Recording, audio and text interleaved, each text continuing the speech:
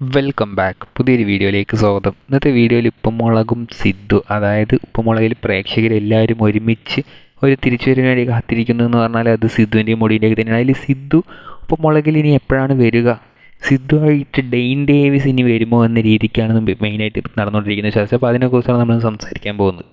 അപ്പോൾ ഈ സിദ്ധു എന്നൊരു കഥാപാത്രത്തിന് ഇത്രത്തോളം ഹൈപ്പ് കൂടാൻ കാരണം എന്താണെന്ന് വെച്ചാൽ അത് സീസൺ 1 ആ ഒരു കഥാപാത്രം ചെയ്തത് ഡെയിൻ ഡേവിസ് ആയതുകൂടി കൊണ്ടാണ്. നമുക്കറിയാം ഡെയിൻ ഡേവിസിന് സെപ്പറേറ്റ് ഫാൻ ബേസ് ഉണ്ട്.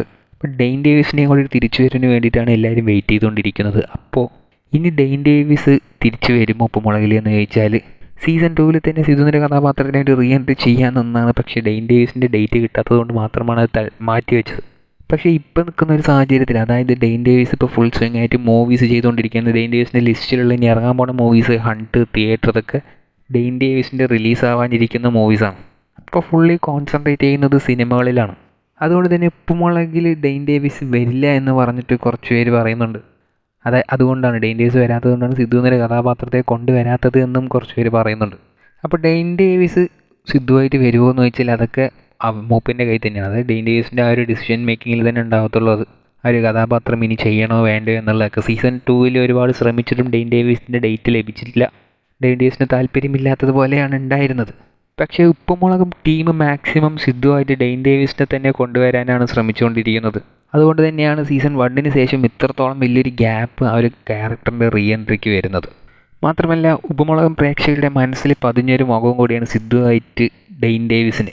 ഇനി പെട്ടെന്നൊരു പുതുമുഖ ആർട്ടിസ്റ്റിനെ കൊണ്ടുവന്നാൽ അത് എത്രത്തോളം അക്സെപ്റ്റബിൾ ആവുമെന്നുള്ളതും ഡൗട്ടുള്ള കാര്യമാണ്.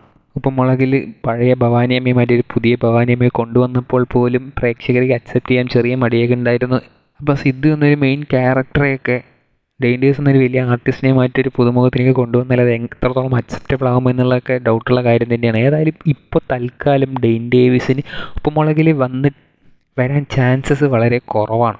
കാരണം ഇത്രത്തോളം കമ്മിറ്റ്മെൻറ്റ്സും ഇത്രത്തോളം മൂവീസും ഒക്കെ ബിസി ആയതുകൊണ്ട് തന്നെ ഡെയിൻ ഡേവിസ് വരാൻ ചാൻസസ് കുറവാണ്.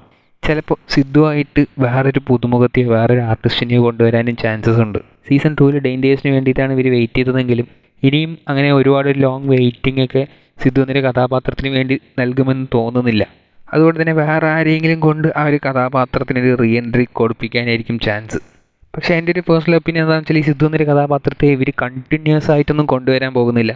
ഇടയ്ക്ക് 1-2 എപ്പിസോഡിൽ മാത്രമേ വരത്തുള്ളൂ. അപ്പോൾ ആ ഒരു 1-2 എപ്പിസോഡിന് വേണ്ടി പുതുമുഖ ആർട്ടിസ്റ്റിനെ കൊണ്ടുവന്നാൽ അത് അക്സെപ്റ്റബിൾ ആവില്ല. അതായത് ഒരു 1-2 ഒരു ക്യാമിയോ പോലെയൊക്കെ ഡെയിൻ ഡേവിസിനെ തന്നെ കൊണ്ടുവരുന്നതായിരിക്കും നല്ലത്. അതായത് നിങ്ങൾക്ക് സിദ്ധുവായിട്ടൊരു പുതുമുഖ ആർട്ടിസ്റ്റിനെ കാണാനാണോ ആഗ്രഹം, അല്ലെങ്കിൽ ഡെയിൻ ഡേവിസിനെ തന്നെയാണോ വേണ്ടത് എന്നുള്ളത് കമൻറ്റ് ബോക്സിൽ രേഖപ്പെടുത്തുക. കൂടുതൽ ഇതുപോലത്തെ ഉപ്പുമുളകും അപ്ഡേറ്റ് അറിയാനായി ഈ ചാനൽ സബ്സ്ക്രൈബ് ചെയ്യുക.